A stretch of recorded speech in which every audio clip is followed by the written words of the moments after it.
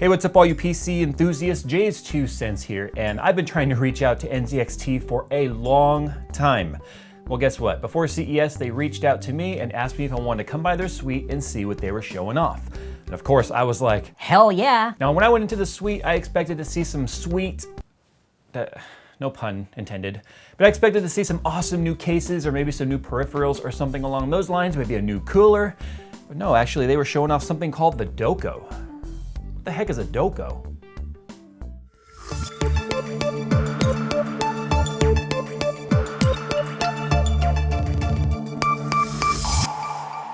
EVGA's ACX 2.0 cooler with its 3-phase 6-slot motor, 11 swept fan blades, and double ball bearing design offers reduced power, noise, and thermals for the optimum gaming experience. Click the link in the description to learn more. Now basically, all the DOKO is an encoder, or a decoder, basically. It has a software that you install on any PC in the home, and then this will take that signal that's being sent over the network, wired network by the way, we'll talk about why in a second, and then it decodes it into a 1080p by 30 frames per second video that you then can play on any TV in the house. And we'll talk more about the 30 FPS in a minute. I'll get to that, trust me, we will talk about that. But the DOKO then becomes a tiny PC that has very basic specs because it's not actually playing the game. The master PC that has the software is serving the signal to the DOKO, which then has 4 USB devices hooked up to it, or up to 4 devices, so that you can have your mouse, keyboard, controller, headset, whatever hooked up to this. And it's as if you're sitting in front of your main PC, but at the DOKO, which can be hooked up at any TV in your home. So that essentially makes Steam in-home streaming no longer all that important to me, which is something I was kind of starting to do a video about, because now you can stream any game on your PC, any program, any video content, Netflix. You can even access your NAS through your main PC through this and watch videos, and you could plug this in anywhere you have a TV with an HDMI connection or a monitor with an HDMI connection, and basically have a completely mirrored experience of whatever your master PC is. So basically I could have Skunkworks playing Battlefield, theoretically, in the living room and play it. Now, there is some 50 to 80 milliseconds of latency introduced in the network. So if you're playing competitive, like competitive CSGO, or you're playing Battlefield, you take it very serious, there is gonna be some extra latency added to the world latency. So let's say you were getting 100 milliseconds or 150 milliseconds of latency on the network, or excuse me, on the internet to your game server. You're going to add about 50 to 80 latency getting from your master PC to the DOKO. So you could essentially have 200 plus ping depending on what your world latency is. So that's something to keep in mind. They did actually say they don't recommend it for things like, you know, Twitch game, like Twitch, basically a Twitch game is like FPS, something that has precision is very important. May not be the best, but things like, you know, well, I was going to say Titanfall, but I guess that's not really all that relevant anymore. Let's say something like Tomb Raider, or Thief, or anything that's just kind of a role-playing game like that. Yeah, this would be perfect for that. Or you could even just be doing work in the living room when you don't feel like sitting at your desk. You could do anything your main PC is doing on this. That is what's so exciting about this thing.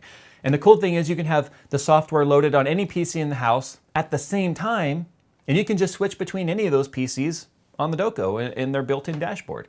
So really, I think the best way to demonstrate this thing is, rather than just talk about it, let's go ahead and hook this up in my living room.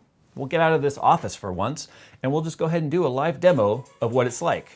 Yeah, see, I'm already getting emails saying, come on, man, where's the DOKO video? No, I'm just kidding, they're probably not. Anyway, let's go ahead and hook this thing up. So let's go ahead and roll that transition. Cue the minion guy. Transition.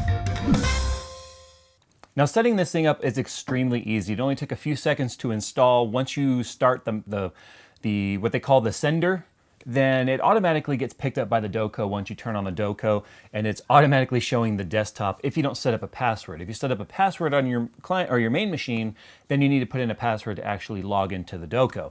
Now, I didn't do that because I'm the only one that's going to be using this thing, but I am using wired peripherals on here because I don't actually own any wireless stuff. This is my CM Storm Reaper mouse, which you're actually bringing back. And I just received today in the mail the brand new Asus Strix tactical keyboard. So consider this the start of my review for this thing. And yeah, we'll be doing a review for that, and this will be starting the testing for this.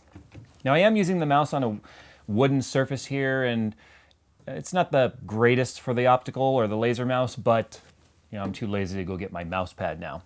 So let's go ahead and, as you can see, we've got my desktop working right here. I could go to, say, the internet. We could go to some JayzTwoCents. Let's see how this works. I've been pretty fortunate over the past year to get my hands on a lot of different graphics cards for review. And it's usually I can actually hear it playing in the office too. About the specs, you get touchy-feely with it. Of course, you talk about its appearance. I mean, that's pretty neat. EVGA, I'm looking at you. All right, so as you can see, this would be perfect for like Netflix and stuff. Productivity, if you want to do maybe some programming in here, maybe some spreadsheets, business, and you just want to do it from the comfort of your own living room. Let's go ahead and see what else we can do here. Let's go ahead and load up some Steam. And let's see what we've got here. I was playing the Evolve beta yesterday. That was a lot of fun. Actually, looks like it might still be going.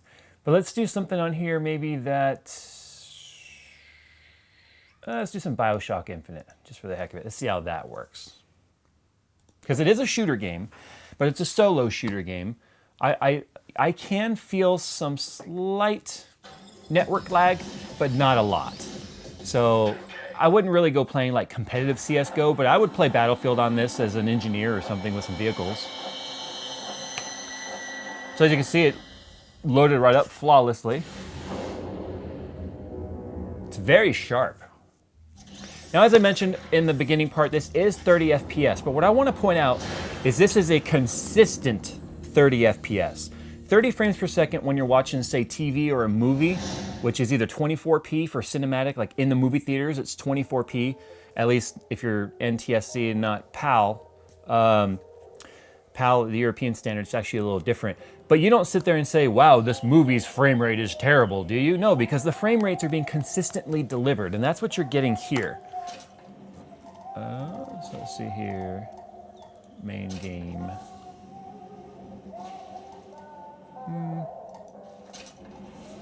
We'll do a continuation. I have no idea where we're going to continue. I mean, I played this game when it first launched, and then that's kind of where I left it. Or when I beat it, I never came back to it. All right. Whoa. Hey, Elizabeth. Yeah, some slight delay, but, I mean, it's still doable. Oh, yeah, that's right. It's the hand of the prophet. So I don't even know where I'm supposed to be going here. It's been too long. Hold on to this. We're doing this together, or I'm doing it alone. I'm gonna shoot you in the face. Yeah, shut up. Just shut up. Yeah, I mean, I don't know how else to say it. Okay, granted, I just walked around the room for a few seconds there. Let's try something else. Let's try, say, how about some Tomb Raider? Check out some Tomb Raider. Where is it? There it is. It's Watch Dogs. There, Tomb Raider. Let's do that. All right. I mean, it's failed to initialize Direct 3D with current settings. Whatever, it still went.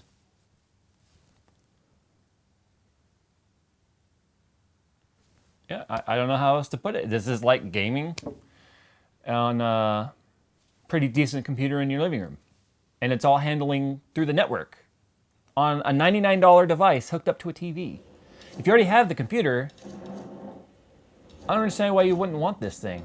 Now, I love this sort of stuff, this in-home streaming stuff. This is really cool. In fact, this little box, if you've already got a powerful PC, really kind of makes the home theater PC, I guess, a little bit obsolete, really. I mean, why would you want to build out multiple PCs and have to handle updates and everything on a bunch of them?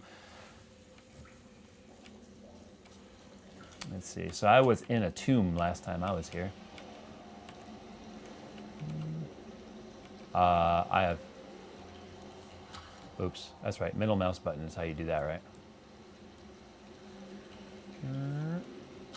That's right. Oh! Whoa. Yeah, I'm not having any problems controlling. I just suck. It's really the only way to put it. Now, I'm not going to sit here and turn this into a Let's Watch Jay play video, but I just wanted to try this out, and I think this fits the bill perfectly for what I was looking for. I've been actually considering doing an in-home theater PC or home theater PC for a long time, and I've talked about that several times actually on the channel, and I didn't know exactly how I wanted to handle it. But now, since Skunkworks is so strong, the wife's PC is so strong, heck, even little Jay could access her PC in here if she was, doing, maybe she likes to watch some of her kids' learning programs, or she has some learning games. She could do it right here without being in her bedroom.